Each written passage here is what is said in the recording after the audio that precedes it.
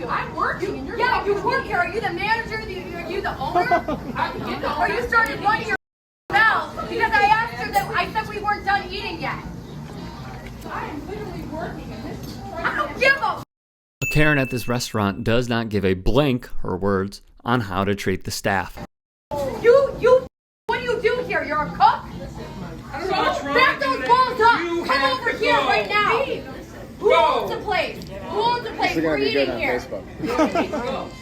All I asked the girl, I said to the girl, I said, we're still eating, we're not done yet. That's all I said. And you started getting cocky and being a smart ass with me. Oh, that's not how it went. Yeah, that is how it went. And you just try to yell at me and tell me to leave. Yeah, it is.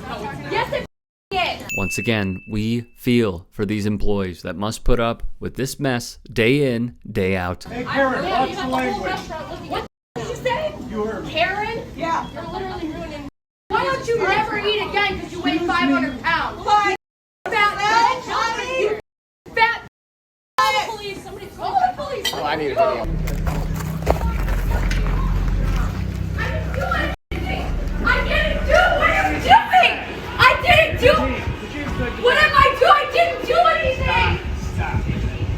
What? And this is how it ends. The berating, hateful woman has the police called on her and ends up in handcuffs. Jonathan Horowitz of the hospitality consulting company Convive spoke on customer harassment and violence at its current state. There has been a significant rise in customer abuse in the restaurant industry. It's not just in fast food establishments, although we see that a lot. Restaurants are already working with fewer staff and higher overhead. Restaurant workers, especially in fast food places, are facing more harassment than before from customers lashing out at them. Horowitz saying rising prices and post-COVID lockdown nerves are making tempers shorter, and a worker in a window who gave you a number 16 instead of a number 15 is an easy target. Horowitz says most workers have been trained in handling these people. The first thing, obviously, is to stay safe. Don't engage or even provoke the customer.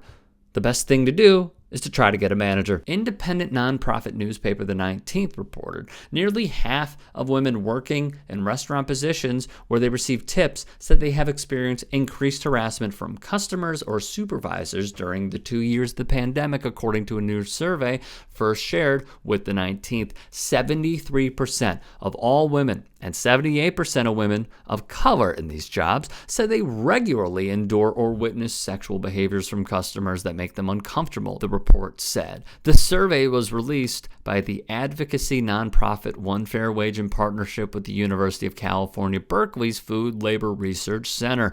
Women represent an estimated 54% of all restaurant workers, 66% of tipped restaurant workers, and 70% of servers. Restaurants also have the highest concentration of single mothers of any industry, according to One Fair Wage. The researchers surveyed 369 current tipped restaurant workers who had previously applied to One Fair Wage's relief fund, including servers, bussers, and bartenders over a 3-week period in March 2022. The survey results discuss men and women and do not specifically mention non-binary or gender non-conforming people. Prior to the pandemic, other data indicated that women and trans workers face the brunt of harassment in restaurants. A One Fair Wage report released in November 2020 said restrictions related to COVID-19 were a key source of hostility towards service workers. Workers at the time told the org that they were often asked by customers to take off their masks and show their faces. Multiple workers said customers also referred to masks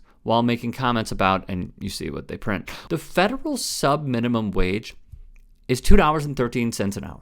South Dakota's is higher at $4.55 an hour, but advocates say it should join the group of states ending a separate minimum wage for tipped workers. The survey was conducted in March with feedback from nearly 400 respondents. Many tipped workers today struggle to make enough money to live on, and the amount they receive has decreased during the pandemic, according to multiple reports by One Fair Wage. The latest survey found that 50% of women working in restaurants and 58% of women of color said they do not earn enough in tips to reach the full minimum wage. The accumulation of these conditions is taking a toll. Quit rates among workers in accommodation and food services have remained among the highest across industries, according to the Bureau of Labor Statistics. The quit rate among this sector as of February 2022 was 6% compared to 5.8% 5.2% in February last year and 4.1% in February 2020. Women who stay in the industry are pushing for more pay and better treatment at their workplaces. At the legislative level, a federal bill introduced last year that stalled in committee would have raised the minimum wage